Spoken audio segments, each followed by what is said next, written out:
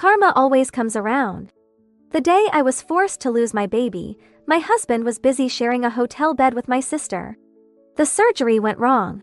I bled out on the table and did not survive. There was no funeral. They didn't even bother. Instead, they dumped my ashes into a gutter like I was nothing more than garbage. 2 weeks later, my husband cashed in the life insurance and used it to throw a grand wedding for him and my sister. It wasn't until after my passing that I learned the truth. Every single morning, the milk I drank had been drugged.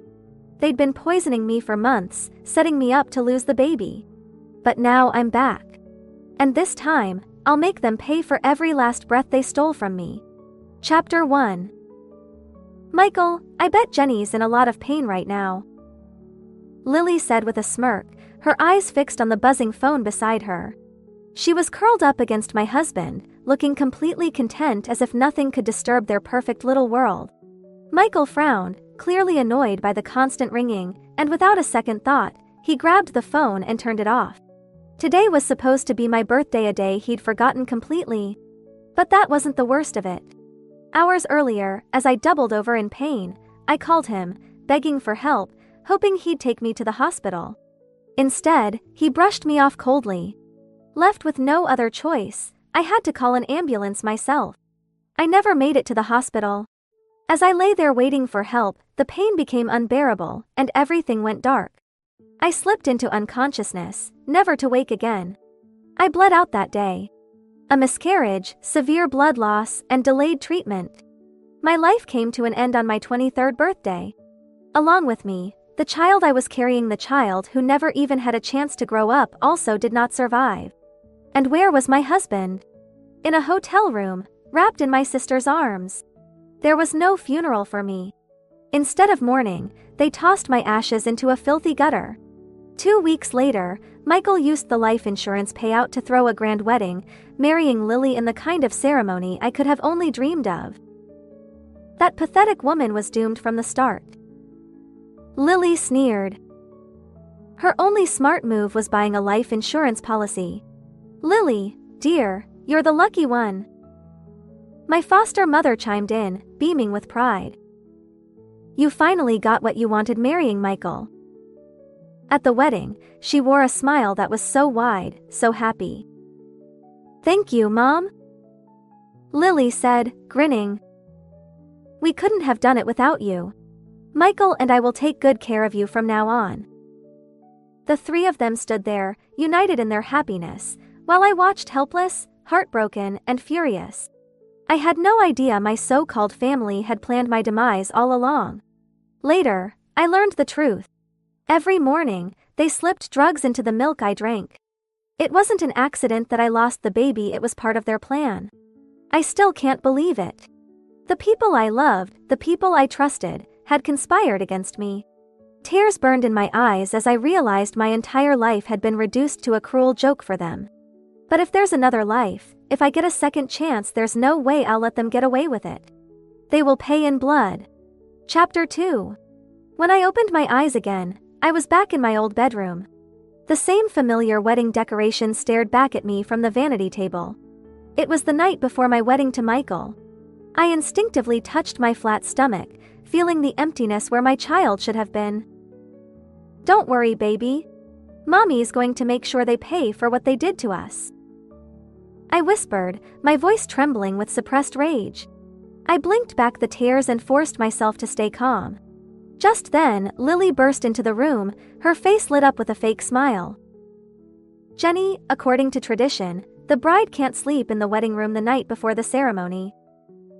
She said, her voice dripping with sweetness. So you'll have to stay at a hotel tonight. But don't worry, I'll take good care of Michael for you. Her words sliced through me like a knife. I remembered how, in my last life, she had worn that same outfit to seduce Michael. The memory of it made my blood boil. From the time we were kids, she always took what I loved. It didn't matter that my foster mother had already given her everything, the best clothes, the best toys. She still wanted what was mine. Even if she didn't want it, she'd ruin it just so I couldn't have it. Jenny, these traditions are important. It's all for your own good. Michael chimed in, trying to sound righteous. But I knew better. This was just an excuse to give them a free pass to hook up behind my back. Last time, I'd been stupid enough to believe their lies. I left without a second thought, completely unaware that my own husband was already sleeping with my sister. But not this time. I swallowed the anger burning in my throat and forced a smile. Sure, I'll stay at the hotel tonight.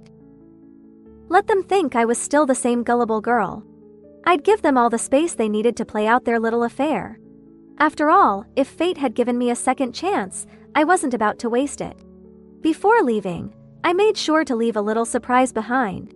I tucked it away in a hidden corner of the vanity, where they wouldn't notice it until it was too late. Later that night, sitting in my hotel room, I watched everything unfold on my phone. Michael and Lily were in the middle of their little rendezvous, completely oblivious to the fact that they were being watched.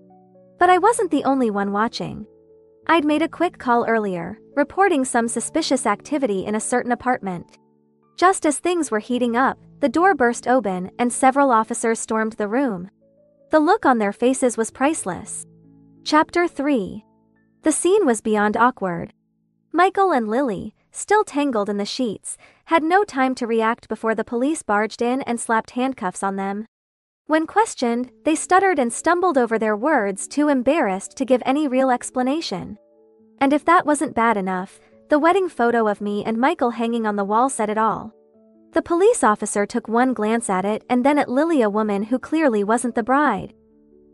Seriously, dude? One of the officers muttered, shaking his head. You've got some nerve. Just got married and already messing around. Watching the live feed from my phone, I couldn't help but grin. I wanted to high-five the guy for calling him out. Lily was shaking like a leaf, her lips trembling as she tried to come up with some excuse. Michael, on the other hand, stood there in silence, his head hung low, too ashamed to meet anyone's gaze. I have to admit, watching them get caught like this was so much more satisfying than confronting them myself. Now, they were the ones squirming. They couldn't hide, couldn't lie their way out of it. It was all out in the open. Eventually, the police hauled them away, and I casually locked my phone. Not my problem. Let them figure out how to get themselves out of this mess. I wasn't about to answer any late-night calls begging me to bail them out. Funny how, in my previous life, Lily's pregnancy timeline had lined up so closely with mine. Now I knew why. It all started that night, my supposed wedding eve, right in the room I had painstakingly decorated for my big day. Michael, tell me, who do you love more? Me or my sister? Lily had probably teased him just like that, pretending to be coy. Please, it's you obviously. Michael had replied without missing a beat. Your sister's got nothing going for her, no body, and those scars. God, every time I look at her, I want to throw up. And her face. Don't even get me started. He'd added with a sneer. She's got nothing on you. I smiled coldly, running my fingers over the scars on my arms. Scars that had been with me for years, marking the pain I'd endured, the reminders of everything I'd been through. But I wasn't that broken girl anymore. I saved the video, every last second of their little performance. It would come in handy later when it was time to settle the score. The more they enjoyed themselves now, the harder they'd fall. This was just the first act in a much bigger play. After all, I wasn't back for mercy. I was back for revenge. Chapter 4. I made sure to return home early on the morning of my wedding. Unsurprisingly, neither Michael nor Lily had come back yet. Perfect. I used the opportunity to hide anything valuable in the house, including the dowry I'd stupidly handed over in my past life. Back then, I'd been so blinded by love that I had willingly drained my savings to marry a man who had nothing. I paid for the wedding, the house, and all of it, thinking it was for us. But really, it was all for him. And what did I get in return? Betrayal. Even after my passing, he didn't stop. He had my ashes tossed into a gutter as if I meant nothing. Like I was a piece of trash. Classic case of being the farmer who took in a snake, and I sure got bit. But this time around, I wasn't about to make the same mistake. Michael and Lily could rot in the mess they'd made. Let them deal with each other. I was just finishing up when I heard the front door creak open. Seconds later, voices floated in from the hallway. I stayed quiet, listening. "Just be careful," my foster mother was saying, her voice low. "Make sure that girl has no idea what's going on." I smirked and stepped out into the hallway. Oh. And what exactly is it I'm not supposed to know? They froze like deer caught in headlights. None of them could look me in the eye. I had to bite back a laugh. The memory of last night's disaster was still fresh in my mind, and their expressions now were priceless. How could I not find this hilarious? "And nothing," Michael stammered, rushing over to take my hand. I shook him off, barely able to hide my disgust. "Where were you guys this morning? And why was the door left wide open?" I asked, pretending to sound annoyed. What if someone broke in? Then, as if I'd just remembered something, I gasped dramatically. "Oh no! The money! And the gold jewelry Michael bought for me, it's all gone." They all rushed into the bedroom, only to find it in total chaos. I had turned the place upside down earlier, making it look like a robbery had taken place. "We should call the police," I suggested, pulling out my phone. "That was a lot of money. They'll definitely want to investigate." Michael nearly jumped out of his skin, grabbing my arm to stop me. No. It's our wedding day. Calling the police would ruin the celebration. It's bad luck." He shot a glance at my foster mother, who immediately caught on and started backing him up. "Yeah, there's no need to bring the police into this. It's just a little money. We don't want to curse the marriage." "Little money?" I raised an eyebrow. "That was $50,000, Mom. You said that was my dowry." Lily, not grasping the situation yet, chimed in, clearly annoyed. "Yeah, and you promised that money would be for my sister. We can't just let it go." She whipped out her phone, ready to dial the police. Chapter 5. Smack! I said no cops. Are you deaf or just plain stupid? My foster mother's voice was harsh, her patience long gone. Before Lily even had a chance to react, my foster mother's hand came down hard across her face. "Mom! Why?" Lily gasped, clutching her cheek in shock, her eyes wide with disbelief. Honestly, I wasn't surprised. Growing up, I'd been on the receiving end of those slaps more times than I could count. But watching Lily get one? I'd be lying if I said it didn't bring me a bit of satisfaction. "Get out of here," my foster mother snapped, pointing to the door. "Nobody's calling the police today. We'll handle this ourselves." Lily stood there frozen, not sure what to do. But our mother wasn't interested in her hesitation. "Go!" she barked, and Lily, still clutching her cheek, finally scrambled out of the room.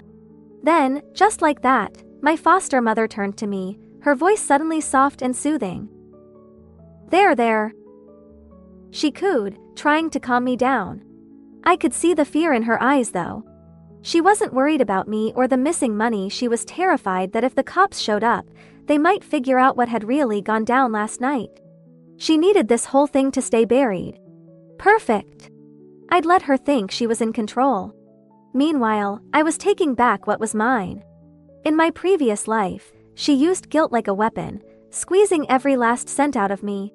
She took my dowry, every bit of it, and didn't even bother to give me anything for my wedding. Not even a proper celebration.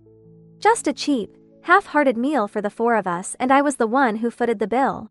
She always played the martyr, reminding me how hard it was raising me and Lily on her own. "You owe us," she'd say. "And now that you're married, it's time to think about Lily's future." And I did. I gave them everything. And how did they repay me? By plotting against me and my unborn child. They didn't deserve compassion. They didn't even deserve to be called human. That's why, on my wedding night, I made sure Michael drank himself into a stupor. Then, I faked a little blood on the sheets for dramatic effect and slept in the guest room. Without him next to me, I slept better than I had in years. The next morning, I went straight to the insurance company. I canceled the life insurance policy I'd foolishly taken out on myself and replaced it with a new one on Michael. And guess who the beneficiary was? Me. When I got back home, Lily had already moved in, just like she had before. Same excuse, to something about needing a place to stay. It didn't matter. In fact, I welcomed it. This was exactly what I wanted. I told Michael I'd be leaving on a business trip for a while and made sure to tell him, with a perfectly innocent smile, to take good care of Lily while I was gone.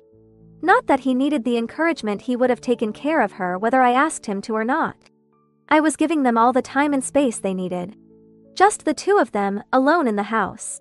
If they didn't end up in bed together, it would be a complete waste of my efforts.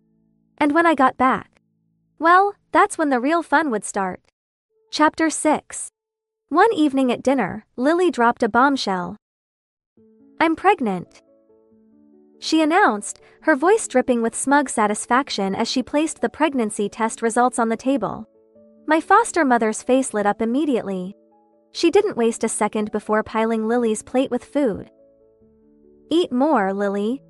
You need to keep your strength up for the baby." I waited, letting the moment drag out just long enough, and then pulled out my own surprise. "How funny," I said, casually setting my pregnancy test results next to hers. "Looks like I'm pregnant too. One night, and it happened just like that." I flashed a sweet smile at Michael. "Michael, you're going to be a dad. Isn't that exciting?" Before he could respond, I turned toward Lily, feigning surprise. "By the way, sis, when did you even start dating? You never mentioned a boyfriend. People might start talking if they find out you're pregnant without one." Michael's face turned beet red, and then extremely pale. He couldn't even look at me. Meanwhile, my foster mother's smile dropped, her expression hardening like she'd just swallowed something bitter. "Well, Michael," she said, her voice low and deliberate. "Now that both of them are pregnant, you'd better take good care of them. Both of them." Her eyes flicked between him and me, and the message was clear: she was still scheming, still playing her twisted game. In my past life, I hadn't known the full story. I just thought Lily and I had ended up pregnant at the same time by coincidence.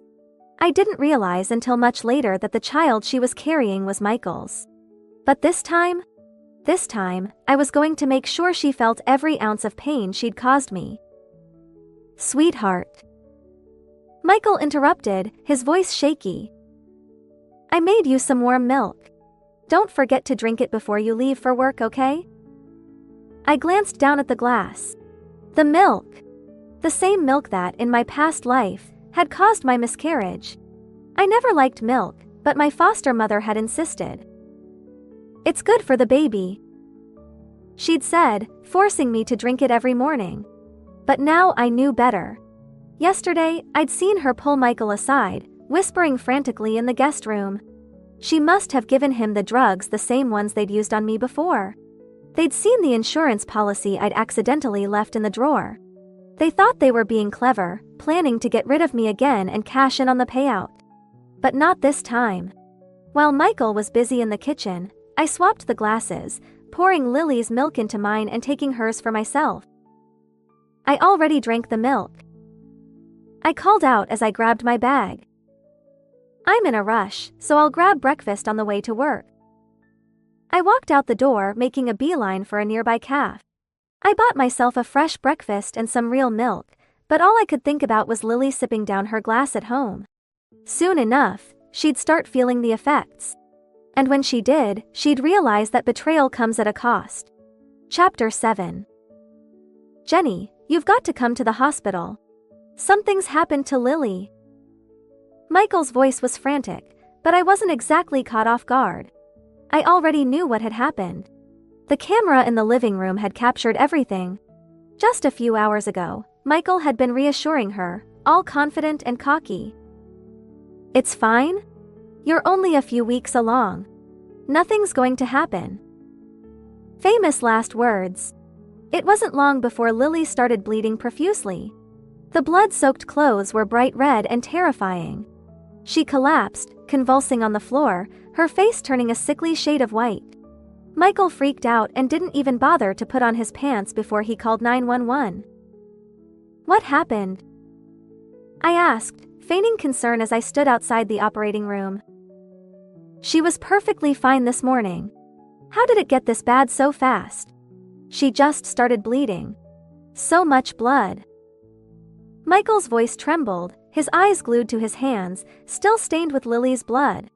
He looked like a man haunted, and frankly, I wasn't surprised this was something that would stick with him for a long time. A doctor finally emerged from the operating room, pulling down his mask with a sigh.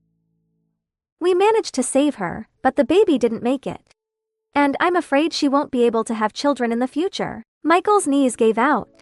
He slumped against the wall, sliding down until he hit the cold hospital floor. "This is all my fault. If only I had." His voice cracked as he slapped himself harder with each hit. The guilt was eating him alive. I watched him fall apart, feeling nothing but cold satisfaction. My hand drifted to my stomach. This was justice. They deserved every bit of this. "Oh, come on," I said, crouching down next to him, my tone light and comforting. "You can't blame yourself for this. It's not like you caused her miscarriage." I put a hand on his shoulder, pretending to care. But honestly, touching him made my skin crawl. Michael stayed silent, his face a perfect picture of guilt. He knew damn well what had happened. They'd been sneaking around behind my back while I was working, and now he had to face the consequences. He couldn't even look me in the eye. The irony of it all was almost too much. In my past life, Michael had murdered me along with my unborn child. And now, without even realizing it, he'd done the same to Lily's baby. Karma's funny like that. It always comes back around. Chapter 8. Though Lily had pulled through, the miscarriage had left her weak and fragile, a shell of her former self. And the best part? Neither of them had any clue that the milk intended to harm me had ended up in her stomach instead. My foster mother stormed into the hospital as soon as she heard the news. She didn't even pause to catch her breath before barking orders at me. "Your sister's in bad shape. You're going to stay here and take care of her." I raised an eyebrow. "I'm pregnant too, remember? How exactly do you expect me to look after her?" She scoffed, waving off my excuse. "If you can't be bothered to help and then pay for a nurse. You're her sister. It's your responsibility." Of course. Lily was her daughter too, but why should she lift a finger? In my past life, they'd treated me like an ATM, draining me dry until I had nothing left to give. But this time, I wasn't playing their game. "I'm out of money," I said flatly. "Spent it all on the wedding. You know that." That shut her up real quick. She knew full well that I had paid for everything. She hadn't contributed a single cent. "And besides," I added, "doesn't Lily have a boyfriend? Why isn't he here, taking care of her? What kind of man lets his girlfriend go through something like this alone?" I shot a look at Michael, who was standing there, head down, too ashamed to speak. Not my problem. They could figure it out themselves. I didn't care what happened to Lily. To be honest, I wouldn't have minded if she'd never made it off that operating table. "Jenny, she's your sister," Michael said, his voice thick with guilt. He glanced at Lily's unconscious form, still hooked up to the machines. "If you really can't take care of her, then I'll do it." Of course, he would. He had no choice. After all, the baby she'd just lost had been his. And it was he who'd slipped the drugs into the milk that caused the miscarriage. He knew what had happened, but he wouldn't dare say it out loud. I didn't say a word either. I was saving that little bombshell for later, for the perfect moment. "Fine," I said, waving him off. "You take care of her." Without another glance, I walked out of the hospital, enjoying the rare freedom of having the house to myself. "No, Michael. No, Lily. Just peace and quiet. In my past life, Michael had always played the doting brother-in-law, using me as an excuse to spend more time with Lily. He'd even washed her clothes, claiming he was just being helpful. When I confronted him about it, he called me paranoid. "You're overthinking things," he'd said. "I'm just doing what any good brother-in-law would do." Yeah, right. He'd taken care of her, all right, straight into bed. So now, if he wanted to play nursemaid to Lily again, I wasn't going to stand in his way. He'd caused this mess. He could clean it up. Chapter 9. What the hell? Why won't the door open? Michael was fumbling with his keys, trying to unlock the front door. No matter how hard he twisted the key, the lock wouldn't budge. That's because, while they'd been at the hospital, I'd had the locks changed. Maybe the lock's broken. Just knock. My foster mother said, already growing impatient. Jenny's probably inside. She started pounding on the door, her voice sharp and demanding. Jenny! Open the damn door. Don't make me come in there and deal with you. I leaned against the door from the inside, smiling to myself. You can knock all you want. I'm not opening it. Her voice rose to a furious pitch. You ungrateful brat. Are you really going to lock us out just because Michael helped Lily for a few days? Who do you think you are? And this is Michael's house. She shouted as though that gave her any authority. You don't get to make the rules here. I almost laughed out loud. She really thought she could intimidate me. She seemed to have forgotten who'd been paying her bills for all these years. Who'd sent money every month to keep her and Lily afloat. No, really, I said, my tone dripping with mock innocence. Why don't you ask Michael whose house this is? There was silence outside the door. In her mind, Michael was the one with the house, the savings, the future. But the truth was, he couldn't even lift his head right now. He knew as well as I did that this house was mine. I'd worked my ass off to save for the down payment. I'd paid for the renovations. Michael hadn't contributed a single cent. Back when we were planning the wedding, I'd lied to my foster mother, telling her that Michael had bought the house and put my name on the deed. I'd done it because I knew she'd never approve of the marriage otherwise. And in return, she'd demanded a $50,000 dowry, claiming it was to help Lily with her future wedding. I had been desperate back then, so I'd agreed. I drained my savings, handed over the money, and pretended it was from Michael. And what did I get in return? A husband who plotted to murder me for the insurance payout and marry my sister. But not this time. This time, I was taking back everything they'd stolen from me. Chapter 10. The next day at work, I saw my adoptive mother and Lily making a scene. I'm so unlucky. I took pity and raised an ungrateful daughter. Just because her husband took care of her sister in the hospital, she locked us out. So heartless, treating family this way. She sat in the company lobby, crying loudly. Seeing me, she dragged a sickly Lily over. Look, her sister just left the hospital. How can she be so cruel? Lily shed tears on cue, taking all the blame. Sis, it's my fault. I shouldn't have let Michael take care of me. I shouldn't have caused you trouble. She cried pitifully, drawing sympathy from onlookers. How can a daughter be so ungrateful? Her parents raised her, and this is how she repays them. They shouldn't have saved her from the trash. Unaware of the truth, people took their side, thinking I was heartless. She's my adopted daughter. Please help us get justice. My adoptive mother clung to my pants, determined to embarrass me. I looked around at familiar faces, seeing disbelief. At work, I was kind and approachable. They couldn't believe I was the ungrateful daughter my adoptive mother described. Chapter 11. My adoptive mother is right. She does have an ungrateful daughter. I pointed at Lily. But that daughter is her, not me. Silence fell. My adoptive mother stared at me in shock. You're lying. Lily is my good daughter. You're the ungrateful one. I leaned close, smiling, and played a video on my phone for her. "Give me that phone." Enraged, she tried to grab my phone, but I quickly pulled it away. I turned up the volume, and the company lobby was soon filled with the embarrassing sounds from the video. "Michael, who do you like more, my sister or me?" "Of course, it's you. She has no figure and is covered in disgusting scars. She makes me want to puke. Besides, she has no looks to speak of. How can she compare to you?" The explicit conversation between Lily and Michael caused an uproar among the onlookers. I held up my phone, letting everyone see the video. They immediately recognized Lily. "Wow, she's got a great figure, but she's sleeping with her sister's husband," a man commented, and everyone else cast scornful glances at Lily.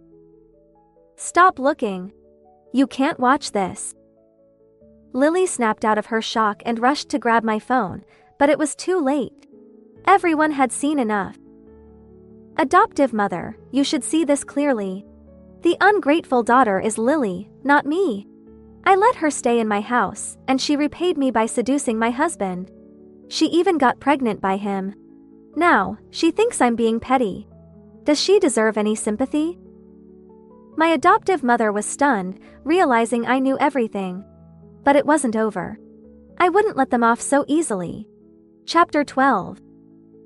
People say those who take from others should be grateful, but you, adoptive mother, are different. You take everything without remorse. She had called me ungrateful, but now I'd show everyone who the real ingrate was. "You ungrateful girl, how dare you accuse me of that?" I pulled out a thick stack of documents, handing them to the onlookers. These were the records of the money I had sent them over the years, including all the extra money they demanded for holidays and other occasions. "Isn't it true? You made me do all the chores, and if I didn't do them well, you'd beat me with sticks or chairs. That's child abuse, you know." I rolled up my sleeves, showing the scars and old bruises on my arms. There wasn't a single spot of unblemished skin, making the sight unbearable for those around me. No wonder Jenny wore long sleeves even in summer. She didn't want us to see. How could a mother be so cruel? A colleague patted my shoulder, expressing sympathy. In my past life, I hid my scars fearing people's judgment. Michael had pursued me fervently, claiming he didn't care about my scars. I was touched and accepted his advances, only to find out after my death how much he despised them. "You ungrateful girl! I took you in, fed you, and you accuse me of abuse?" My adoptive mother got up, pointing at me in anger. "Shall I ask the neighbors back home to testify about how you abused me? You!" She turned purple with rage, dragging Lily away. She feared I would expose her further. Now everyone knew who the real ingrate was. She had shouted thief to hide her own guilt.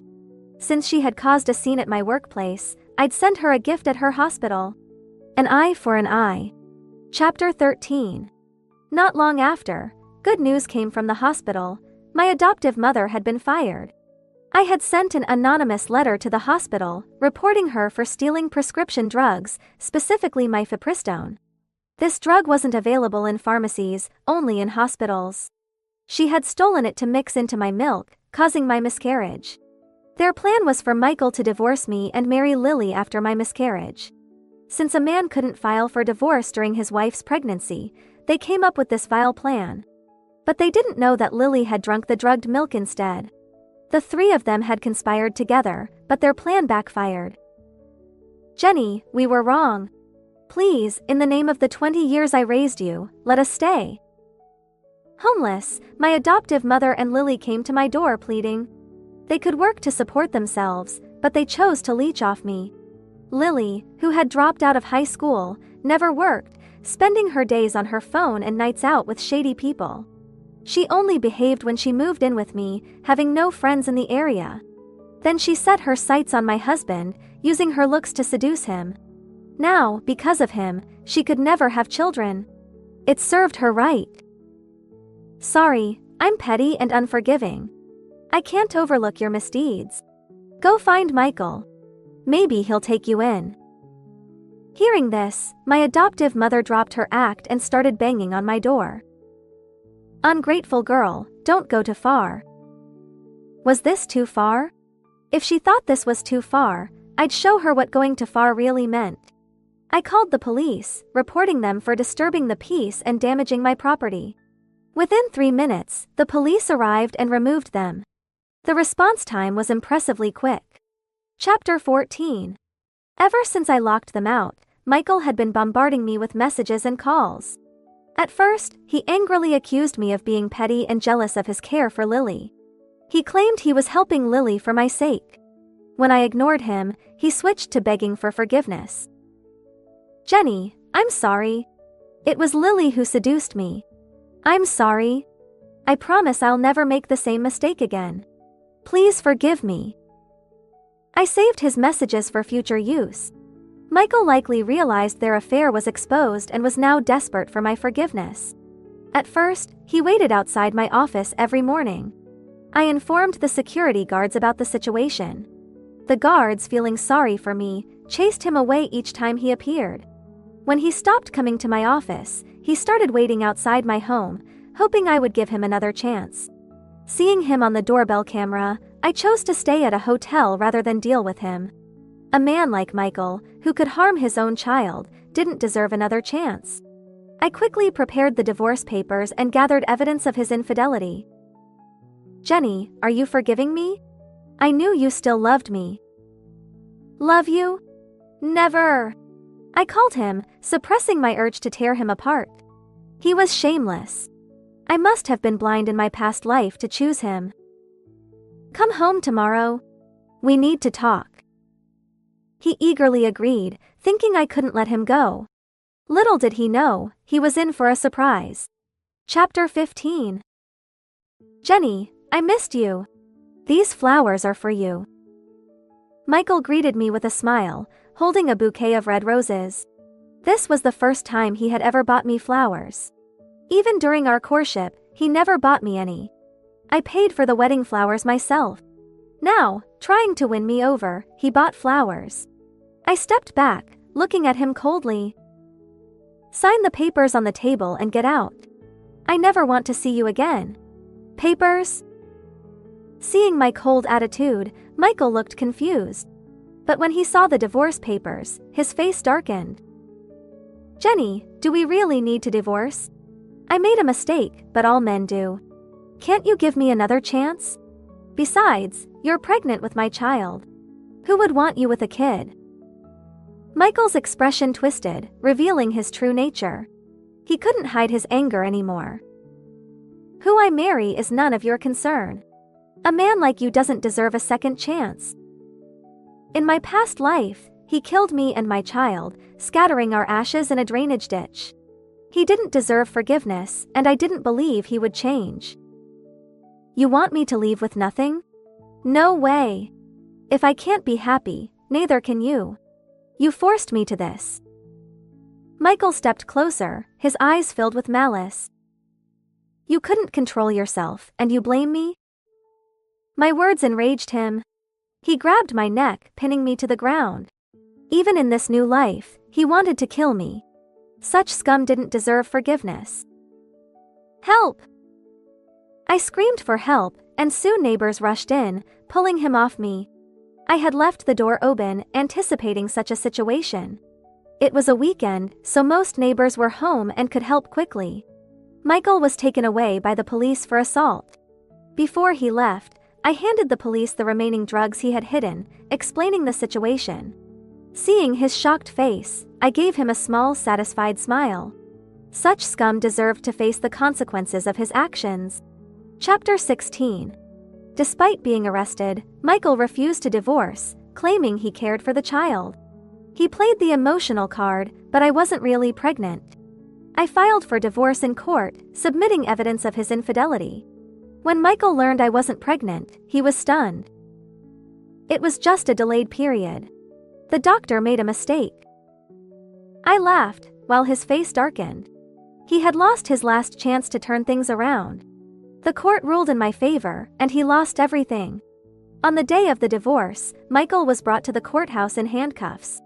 The cold metal suited him perfectly. He had lost weight, looking gaunt and angry. From lovers to strangers, it all happened in a moment. When he tried to kill me, our fate was sealed.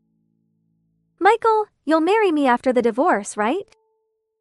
Lily appeared at the courthouse, disheveled and clutching Michael's arm. She looked mentally unstable. "You slut, you think I'd marry you? Never. You seduced me and ruined my life. You can't have children. Who would want you?" Michael pushed her away, and she fell to the ground. She looked at him in disbelief, and he spat on her. "You disgust me. Get lost." As Michael turned away, I saw a strange light in Lily's eyes. She got up and grabbed him from behind, holding him tightly. A scream of pain filled the air, shocking everyone. Chapter 17. Looking down, I saw blood dripping from Michael. His white shirt turned red. "You promised to marry me after divorcing her. Too late to back out now. You ruined my life. I won't forgive you. If I can't have you, no one will. Ha ha ha!" Lily laughed maniacally, stabbing Michael repeatedly. She had hidden a knife in her pocket. By the time people reacted, Michael was barely conscious, rushed to the hospital. Since our divorce wasn't finalized, I had to go too. Lily was taken away by the police, her eyes empty as she stared at her bloody hands. She had lost her mind, driven mad by Michael. In my past life, he killed me. In this life, he drove Lily insane. Women must choose wisely, or risk falling into an abyss. "Who's the patient's family?" A nurse called out urgently outside the operating room. "I am, but we're in the process of divorcing. You're still his wife and can sign for the surgery. But he has severe internal injuries and blood loss. Even if he survives, he may be paralyzed or in a coma. Consider if you want to proceed."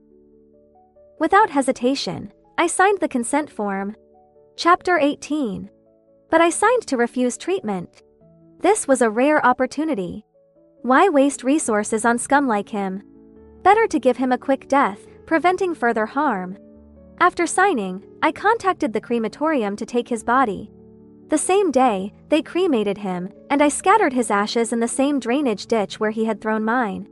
This was for my unborn child, hoping they find a loving father in their next life. Goodbye, scum. Watching his ashes wash away, I felt a weight lift. With the insurance payout, I would live comfortably. He owed me this. He deserved his fate. Karma had come full circle. Lily learned about her infertility from me and had planned to confront Michael at the divorce. But her madness was unexpected. She would spend the rest of her life in prison, reflecting on her actions. But in her state, reflection seemed impossible. It didn't matter to me. She was punished, and that was enough. My adoptive mother went mad upon hearing the news, wandering the streets searching for Lily. One day, she stepped into traffic and was hit by a truck, dying instantly. In my past life, they killed me. Now, one was insane, and two were dead. Karma had come full circle. I was ready to embrace a new, bright future.